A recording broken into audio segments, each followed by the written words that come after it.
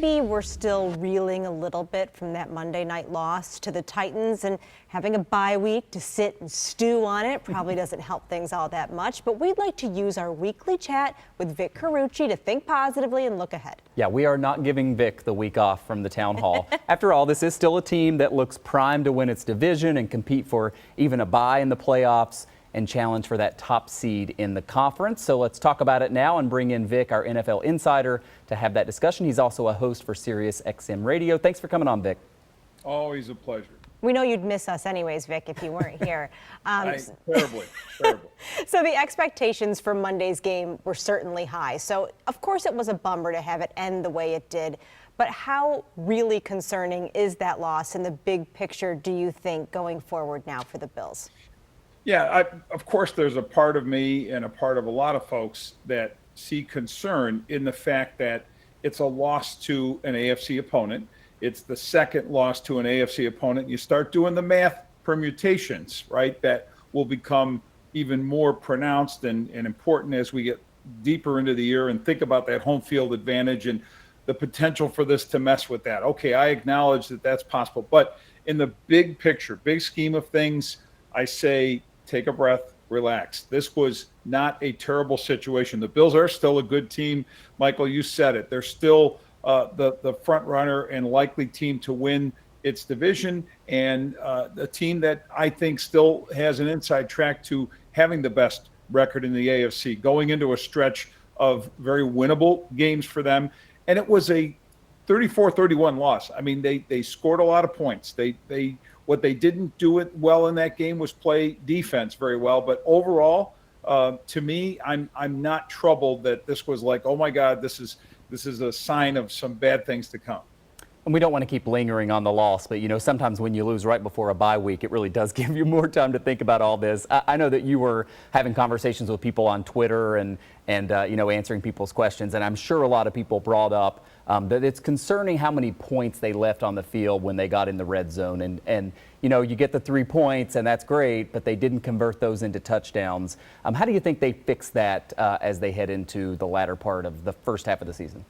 Yeah, that's a legit area that they need to address, and I think that's going to be part of a big part of the conversation leading up to what they do before they face their next game against Miami a week from Sunday. And I think it starts with play design. I think they're a team that works best when Josh Allen's kind of moving more laterally and that they're spread out more. I think that puts more pressure on opponents just because of all the talented weapons the Bills have offensively. And two, play calling, you know, just the aggressiveness that's already been there, but continue with that and utilize all those people, Stephon Diggs and Emmanuel Sanders and Gabe Davis.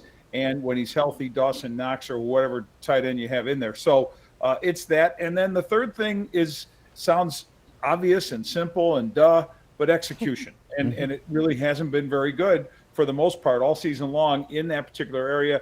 Need to improve that. And finally, Vic, you know, trades aren't as common in the NFL as they are in some other sports, but we do have a trade deadline coming up in a week and a half. There's been a lot of fan speculation about what the Bills' plans might be. Do you see a need for the Bills to take any action there? Kate, I really don't. I think they can stand pat.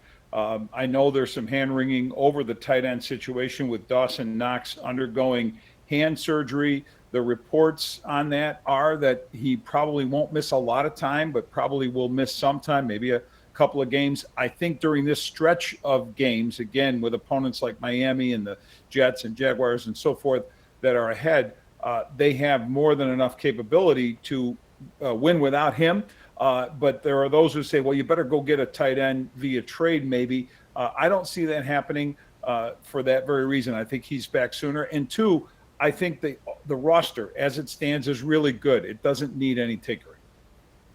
Vic, we've got just a little bit of time left. I'll end with just little bit of commentary about Nashville. Great city. I went down to the game. They don't show the replays on the scoreboard nearly enough. So a lot of us in the stadium were watching some of these plays, especially that third down with Josh Allen. I thought he clearly got the first down, which set up the fourth that they didn't get to end the game.